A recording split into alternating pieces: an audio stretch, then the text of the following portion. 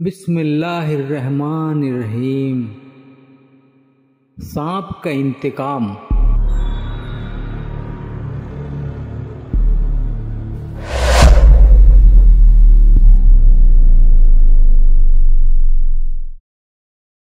زخمی سانپ جوان صحابی پر اچانک حملہ کر دیا۔ حضرت ابو شعیب تابعی کا بیان ہے، ہم حضرت سعید خدری رضی اللہ تعالیٰ عنہ کی خدمت میں حاضر ہوئے۔ اس اشنا میں کہ ہم بیٹھے ہوئے تھے، اچانک ہم نے ان کے تخت کے نیچے کچھ حرکت کی آواز سنی۔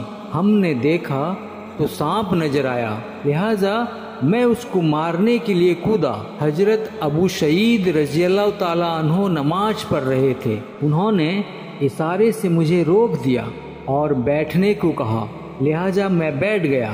جب وہ نماز سے فارغ ہوئے تو حویلی کے اندر ایک گھر کی طرف اشارہ کیا اور فرمایا کہ تم اس گھر کو دیکھ رہے ہو؟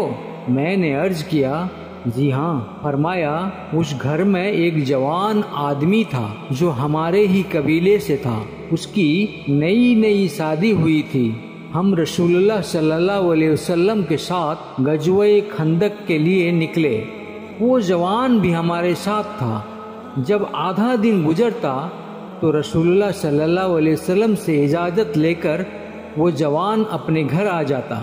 ایک روز یہ واقعہ پیش آیا کہ جب اس نے گھر جانے کی اجازت چاہی تو رسول اللہ صلی اللہ علیہ وسلم نے اجازت دیتے ہوئے ارشاد فرمایا کہ تم ہتھیار لے کر جاؤ، کیونکہ مجھے ڈر ہے کہ قبیلہ بنی قریظہ تمہاری جان نہ لے لے۔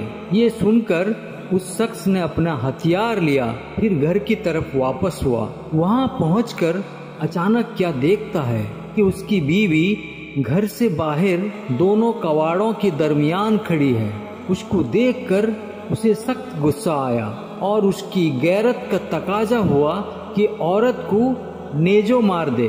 چنانچہ بیوی کی طرف اس نے نیزہ بڑھایا۔ اس کی بیوی نے کہا، نیزے کو روکیے اور گھر میں داخل ہو کر دیکھیے کہ مجھے کس چیز نے باہر نکالا ہے۔ چنانچہ وہ شخص گھر کے کمرے میں داخل ہوا تو دیکھا کہ ایک بڑا سانپ بستر پر لیٹا ہوا پڑا ہے۔ اس کو دیکھتے ہی نیزہ بڑھایا اور سانپ کو نیزے میں پرو دیا اور پھر کمرے سے نکل کر نیزے کو صحن میں گاڑ دیا۔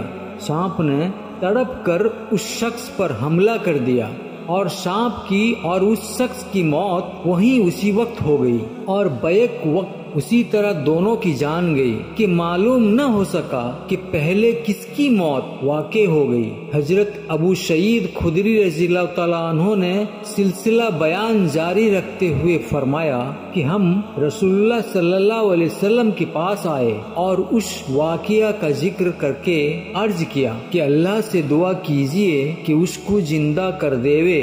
آپ صلی اللہ علیہ وسلم نے ارشاد فرمایا کہ اس کی زندگی کی دعا کی ضرورت نہیں، کہ تم لوگ اپنے آدمی کے لیے اللہ سے مغفرت کی دعا کرو۔ پھر فرمایا کہ ان گھروں میں انسانوں کے علاوہ اور بھی رہنے والی چیزیں ہیں جن میں سانپ بھی ہیں اور سانپ کے روپ میں جنات بھی ہیں، لہذا جب تم ان سانپوں میں سے کسی کو دیکھو تو 3 بار اس کے مار ڈالنے کا اعلان کرو۔ اعلان سن کر چلا جائے تو بہتر ہے، ورنہ قتل کرو، کیونکہ وہ یا تو سانپ ہے یا کافر جن ہے جو سانپ کے روپ میں آیا ہے۔ اس کے بعد فرمایا کہ جاؤ اپنے آدمی کو دفن کرو۔ اور ایک روایت میں یوں ہے کہ حضرت صلی اللہ علیہ وسلم نے فرمایا، بلا شبہ مدینے میں کچھ جنات مسلمان ہو گئے ہیں، جب ان میں سے تم کسی کو سانپ کے روپ میں دیکھو تو 3 روز تک اعلان کرو،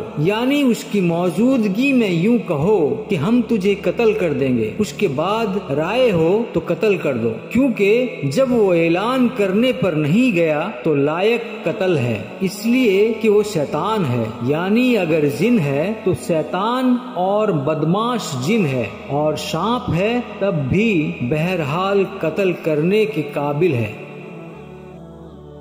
اس قصے سے بہت سے فوائد معلوم ہوتے ہیں۔ وہ یہ ہے کہ دونوں جوان صحابی جب اپنے دروازے پر پہنچے اور اپنی بیوی کو گھر سے باہر کھڑا پایا تو ان کی غیرت نے اس بات کو گوارا نہ کیا کہ ایسی عورت کو زندہ رہنے دیں، لہذا اپنی بیوی کو مارنے کے لیے نیزہ بڑھا دیا۔ اگر ان کی بیوی باہر آنے کے سبب کا حوالہ نہ دیتی تو نیزے سے کم زخمی تو ہو ہی جاتی، اور گہرا وار ہو جاتا تو شاید زندہ بھی نہ رہتی۔